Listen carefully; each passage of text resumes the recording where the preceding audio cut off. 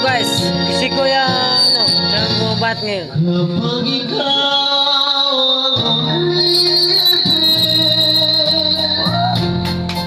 Yan talaga yung boses niya guys. Sana matuwa kayo guys. At ipalo naman yung buwan namin.